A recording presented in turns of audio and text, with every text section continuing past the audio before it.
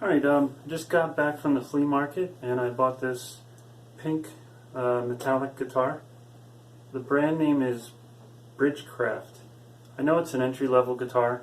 It's kind of light, but it's a Strat style guitar, and for me this just has so much potential, but I'll probably leave it this way. I have a young daughter and a young son that might like this to fool around with because it's different. But the main reason what I wanted to do a video for was I wanted to ask the question is, where are all these whammy bars? Every time I get a used Strat, there's never a whammy bar on it, and I always try to put a whammy bar if I sell a guitar, obviously, but I can't remember ever getting one with a whammy bar. I just got this used one a couple weeks ago, and that's a Floyd Rose, and the whammy bar is like kind of locked in there, so it's a little, that came with it, but I've never gotten one of these with the whammy bar. So does anyone know where they all go and why are they taken off? I mean, I can see if you take it off if you don't use it, but yeah, they're never on there. So I just wanted to do, I just got back, and I paid $40 for this without even hearing it if it plays or not, because to me, just getting the neck and the pick guard with the pickups, it's worth $40 to me. The guy, I know for a fact that he wanted $75, and I know he's had it for a few weeks at this flea market because someone showed me a picture, and I said, well, I can't do 75, so I went over there today and I said, what's the cheapest you'll take? And he said he really wanted to get 75, and he said, what will you give me? And I said, I can't do more than 40. And he said, can you do 50? And I said, no, because I know that I can't resell it for much. But for $40, I know that I could have a lot of fun with it, or, you know, one of my kids can. So before I try out the whammy bar, I had this already. I bought a couple. Now this one I bought, and I know it fits the certain Squires that I've been getting. I don't know if you can see it, but there's a Van Halen guitar in the back there that's a Squire, and this whammy bar fits. So I know that I'm always missing them, so I bought two. Now I don't even know if this will fit this one, but I'll try to see if the part number shows up there.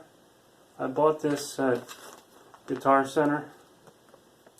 So if it fits this guitar, then you have the same guitar or another cheapie like this, then you'll probably get the idea that it'll probably fit yours, and that's why I wanted to do this here on camera. But so I'm going to plug it in. I have an amp here. It's not tuned, but that's the bridge. Okay, so everything works. Needs to be tuned up, obviously. Needs some new strings, but everything is working. Let me just see if it's staticky.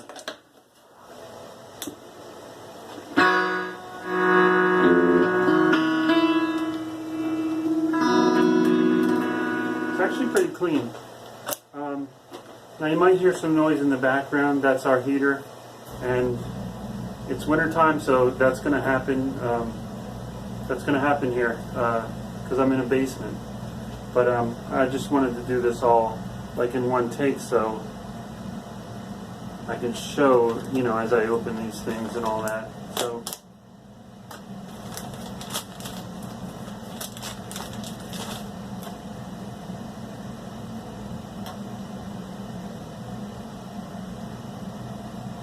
yep, perfect fit. So my guess is that this will fit the majority of entry-level and cheap Stratocasters.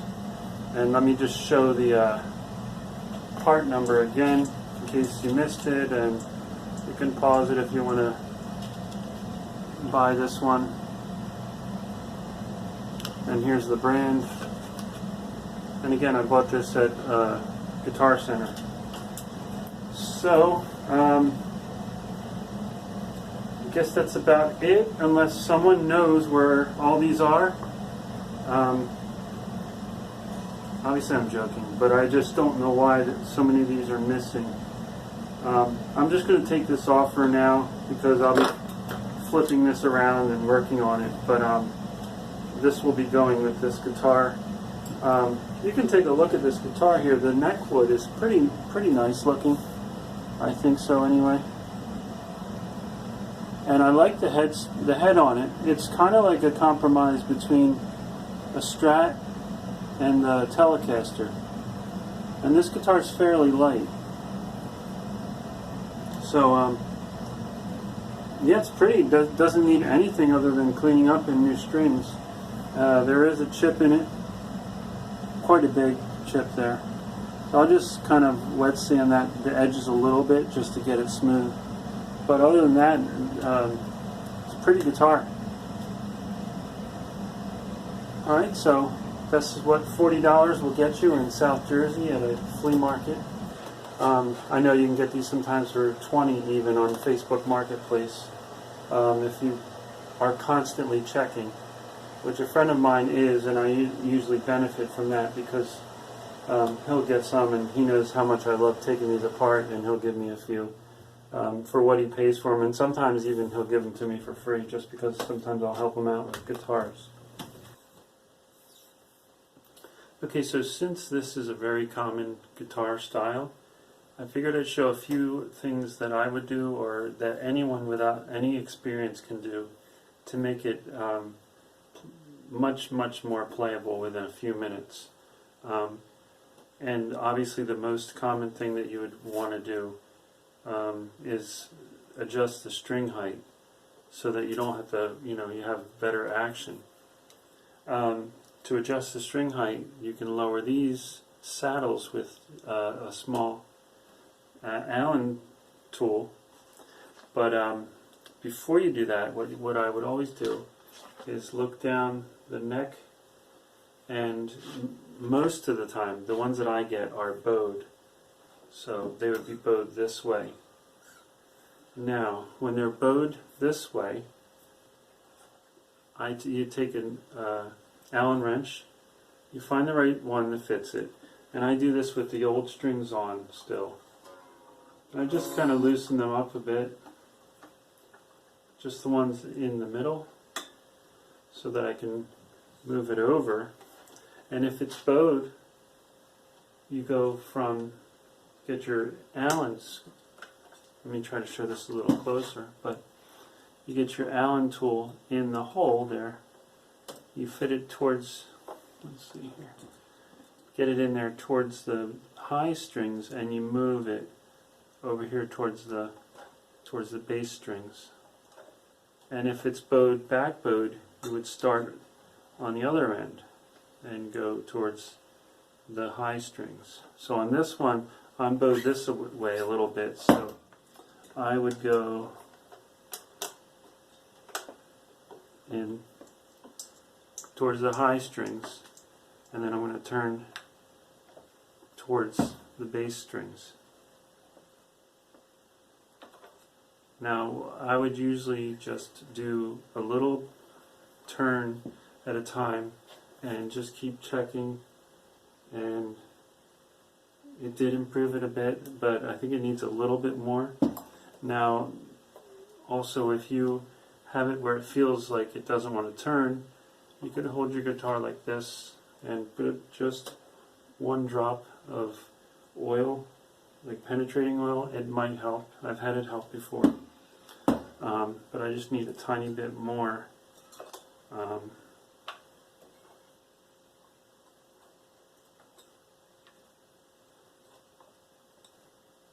it should be pretty good. But I'll always look at it again, and then you can also put a capo here and hold down where the neck meets the body, and then you can check. I have only two hands right now, but you can check the action right here, and it has improved, but it's still high. And these saddles have been turned up quite a bit, so I can lower those down and get that to where I want it. That's the string height.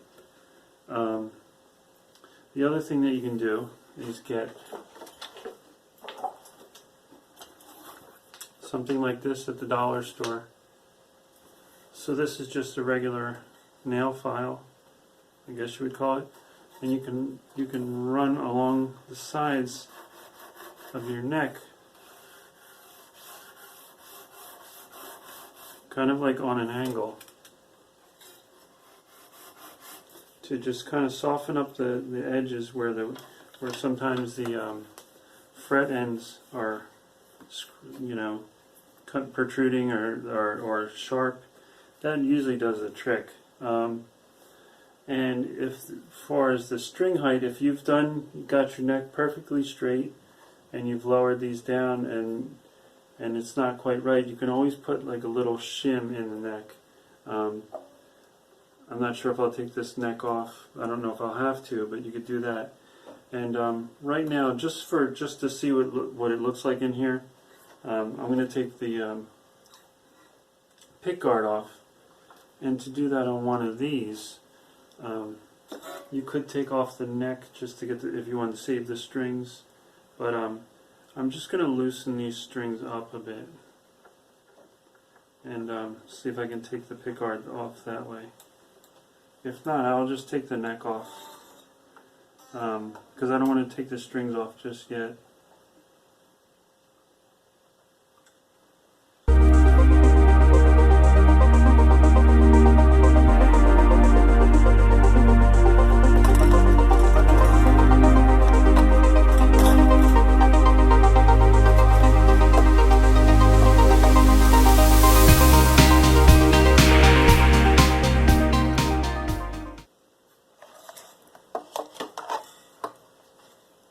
So in this case, taking the pick guard off is pretty. It allows you to see your options as far as what you might want to do with this guitar. This all works on this guitar, so I'm not going to do anything with it other than clean it up. But when you take this off and you see the routing, you'll know that you could make, if you wanted to, make a Van Halen guitar with it because it has this type of routing.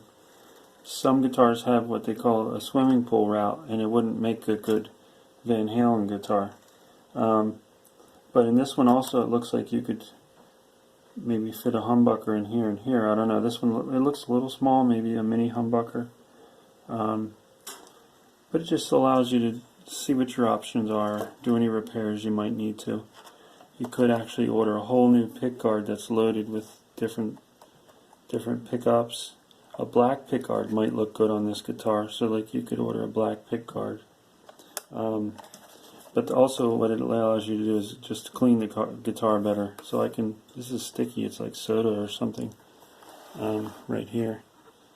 So I'll clean that up and put this back on, obviously with new strings. As a matter of fact, I'm going to pull the neck off just to see what it looks like underneath there.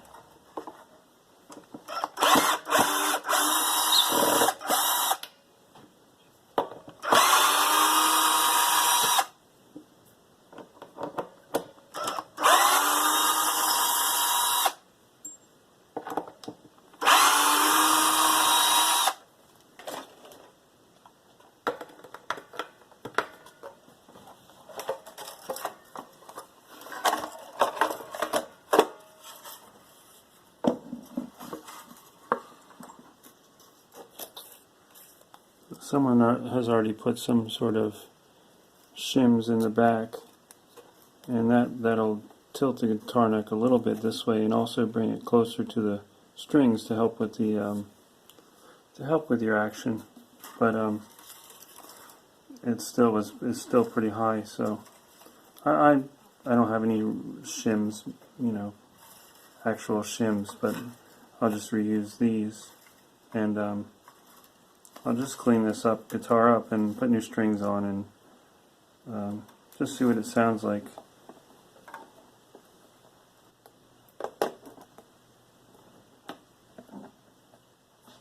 Right now I'm just trying to get this protective plastic off that's been stuck under there since the guitar was new.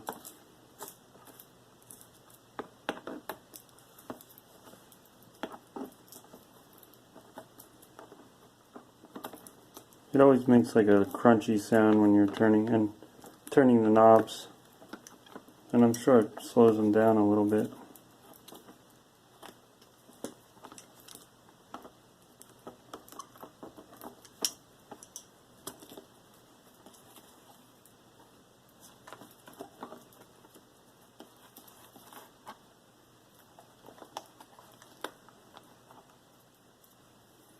And when I first clean something, before I try anything like heavy duty, I always wipe it down with baby wipes.